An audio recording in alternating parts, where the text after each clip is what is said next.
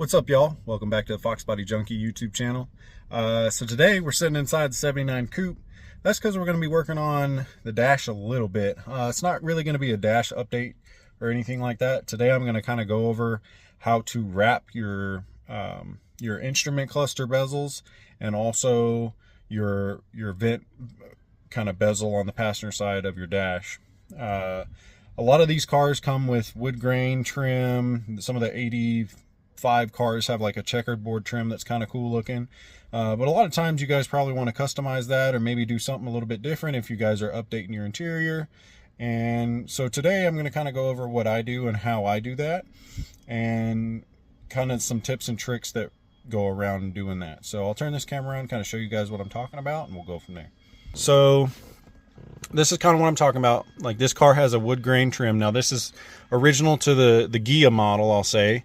A lot of the 79 to 82 cars would have this wood grain trim in them.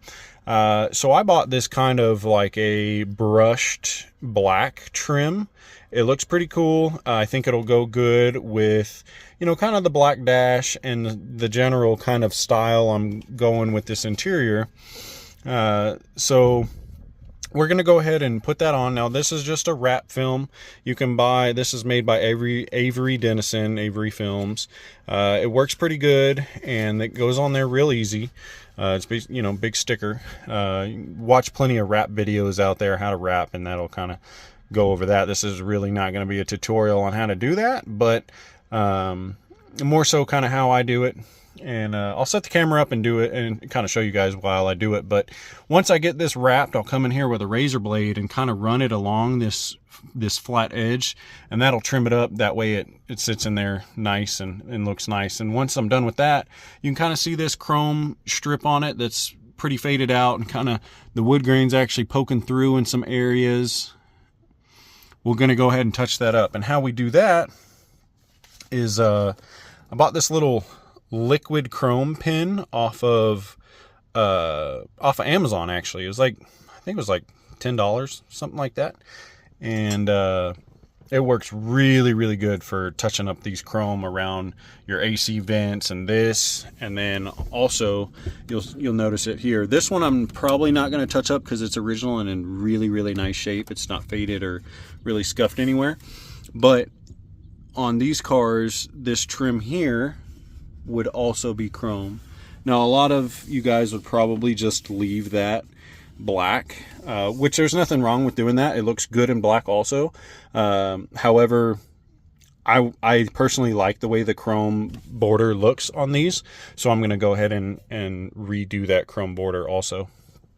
So with that being said, I'm going to set the camera up and go ahead and put that wrap on there, and yeah, we'll see what it looks like when it's done.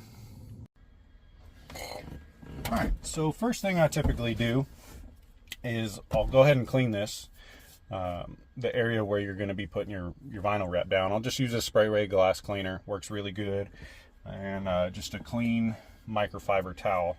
Now you can put them on with a squeegee, you can use your hand, whatever you want to do. This stuff has really good properties for getting air bubbles out. They actually have little air bubble release pockets in them, so works pretty good for that. Now what I'll do is kind of roughly cut this to size. Say I've got plenty of overhang here, plenty of extra room, so I'm actually going to cut this to size, and then we'll be right back. Alright, so we went ahead and got our film cut down here to a rough size, give or take. So this film has a natural straight edge here. That's going to be, usually most times it's 100% straight. So I'll line that up with the bottom of the dash. That way I'm not, because if you got it angled here, your groove, your pattern on your material is going to be a little off. Not much, but if it's stuff like that bothers you, like it bothers me, you're going to want to make sure you kind of line that up best you can with that flat part on the bottom of your dash. Same thing goes for the gauge cluster. Make sure that your material, the direction that it's going, if it has a weave or a pattern of some sort.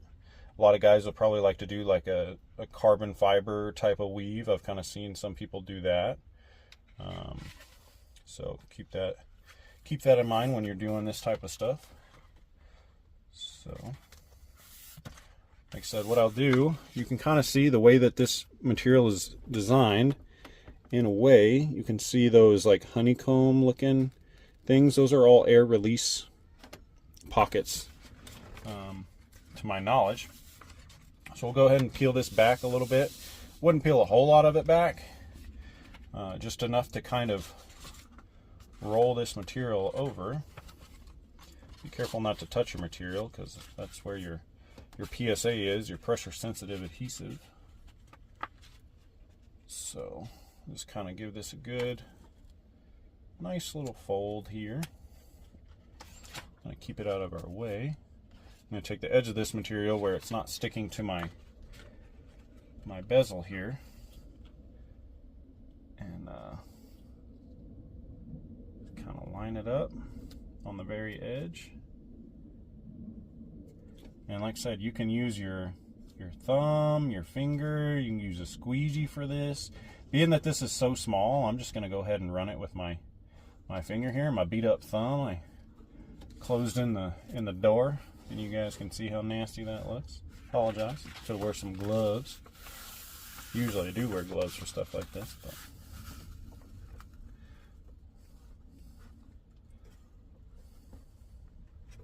like I said, it's really not a hard thing to do. The actual instrument gauge cluster bezel is a little bit more difficult, just because you have to kind of go around the where your gauges would sit and all of that, but it's really not too much more difficult if you've got patience. I guess if you don't have patience, it's kind of a pain in the butt. But if you guys have ever wrapped anything before, you know what I'm talking about.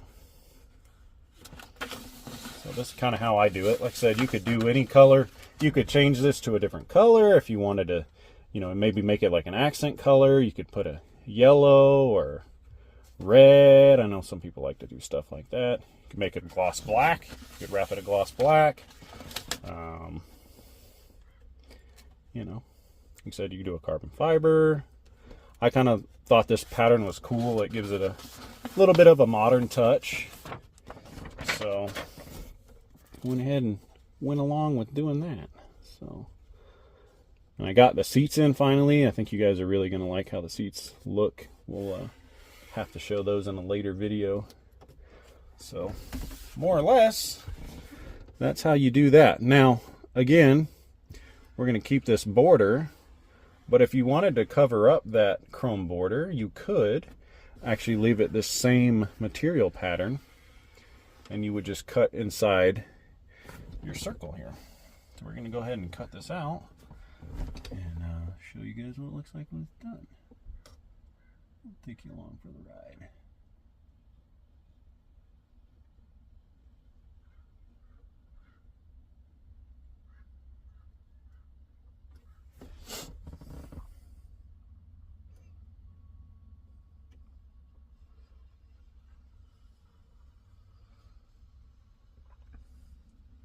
Make sure you maintain kind of upwards pressure while you're doing this to make sure you have a good clean cut up against the bottom of that plastic piece there.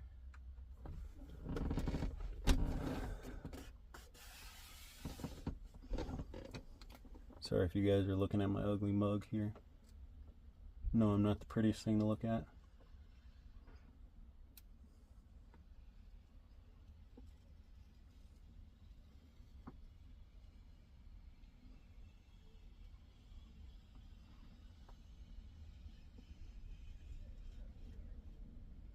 So as far as measurements on what I ordered for this, I ordered a 5 foot by 2 foot section, and I pretty much have enough material left over that I could do this.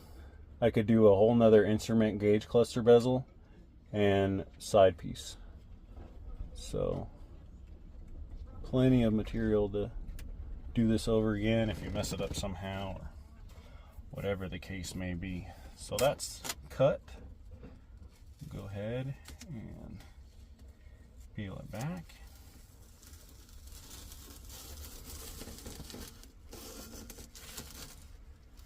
You can actually see our chrome paint, our original chrome paint, coming off with our vinyl here. Kind of crazy. That's how sticky that vinyl is. Cool. And just like that, you're pretty much done. Some of these edges you'll have a little bit of overhang on. You can just go ahead and flatten those out. Run your fingernail along the edge there.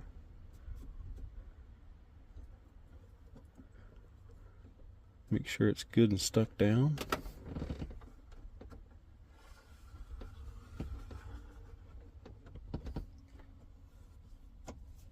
So the 85 and 6 GTs, they have like a, you know, some rivets with like a darker gray pattern. You could do something kind of cool with that. All kinds of options out here. So, well, like I said, we're going to take our liquid chrome pan. I'm going to go ahead and shake this up and get it ready, and then I'll pick it back up when we start doing it.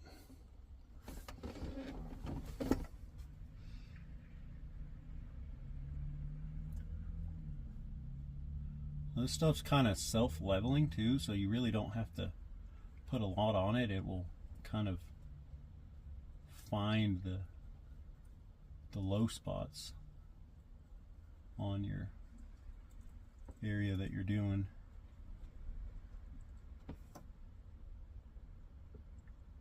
Now you could also take like a chrome wrap film and go around the edge. Maybe you're more comfortable with doing something like that, but this is pretty easy to do. Like I said, this pen was only about $12, so I think it should look pretty good whenever we're done here. Try not to knock you guys over.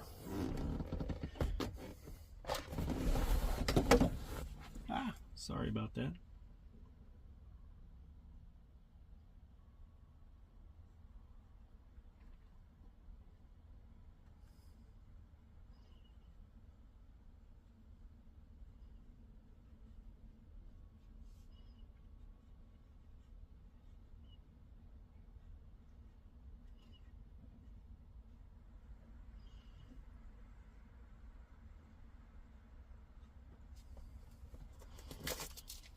One thing you gotta keep in mind is your pen is not kind of facing up and down, so you gotta kind of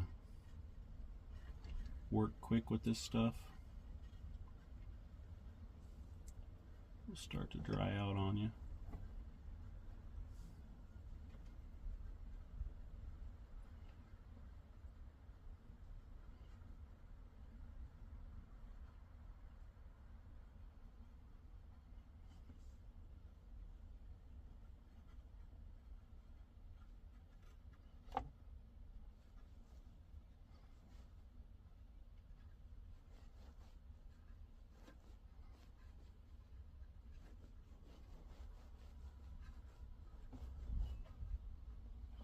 I'm gonna have to move you guys out of the way. I'll pick the camera back up when I'm done though.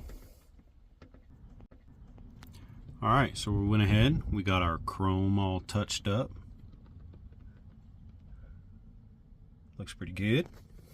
Pretty happy with it. Then we went down here, got that all touched up too. I might do another coat on this bottom stuff because some of it's a little streaky. It's kind of warm out here today and it dries pretty quick. I still need to trim my transmission tunnel, as you can see. That's what happens when you do a T5 in an automatic transmission tunnel. But yeah, so it looks pretty cool though. Like I said, most of you guys probably would have left it black, or at least a lot of people would leave it black. So yeah, that turned out. Now I guess I can grab the instrument cluster bezel, kind of show you guys how that looks, and then we'll just close this video out. It'll be a kind of a short and sweet one, and that'll be pretty much it for today. So let me grab that and I'll show you what it looks like. Alright, so here's how the instrument gauge cluster bezel turned out. I think it looks awesome. Very cool material. It's got a really nice sheen on it when the sunlight hits it. Like I said, did the same thing, refinished all the chrome on this. This one turned out a little bit better as far as refinishing the chrome. I did it inside in the AC. It wasn't, you know, 85, 90 degrees outside. That's what it feels like anyway. It's probably only about 75, but yeah, so that looks really good. I'll do a little short touch-up, you know, a little update on the engine bay. From the last point that you guys saw it, went ahead and got the vacuum advance line hooked up, factory kind of connectors on there. That looks really good. I wish LMR or some sort of parts house would reproduce this little rubber hose here in these little connections. I'm sure somebody does, but I need to do some research and find out. Went ahead and got the fuel line hooked up on it, so I'm waiting on the actual fuel line to come in that attaches to the fuel pump. I ordered an original 85 one. We'll see how well it fits. I know I'm going to have to modify where it goes into the actual line up there to the carburetor, but aside from that, that all looked good. I had a guy wondering about what I was going to do for the heater line on this one, and I just went to AutoZone and got I went back to their assortment of hoses and found one that would fit on the water pump side with a 90 degree bend. I took about 1 inch out of the bottom here, and I'll give you guys a part number in case you want to maybe do the same thing, but I just routed it up underneath, goes underneath the fuel line, and I just kind of zip tied it to the other one. That way they both kind of route the same, and it looks about as clean as I can for heater hoses. I kind of hate when they go up around here and then back, and it just, I think that looks pretty clean. We did end up getting our starter wire terminated and put a new connector on there and all that, so that's all hooked up. I finally got the battery cables and stuff in to relocate the battery from here to the back, because like I said, the plan is to kind of keep the fender aprons as kind of clean as I can. And I did go ahead and get the air cleaner assembly redone, so that looks pretty good. Waiting on a couple other things to come in. I'm still waiting on the throttle cable bracket and linkage and stuff, or the throttle cable and bracket to come in. Yeah, just a couple other things. I'm still waiting on some. That's kind of the name of the game with some of this stuff. If you don't order your stuff way ahead of time, a lot of times you'll probably be waiting on something to finish it. So usually I'm pretty good about it, but this one I was kind of slacking. So anyways, y'all, I appreciate you watching this video. I know it's kind of probably a long one already, and I apologize about that, but yeah, I appreciate y'all watching. We'll see you in the next one.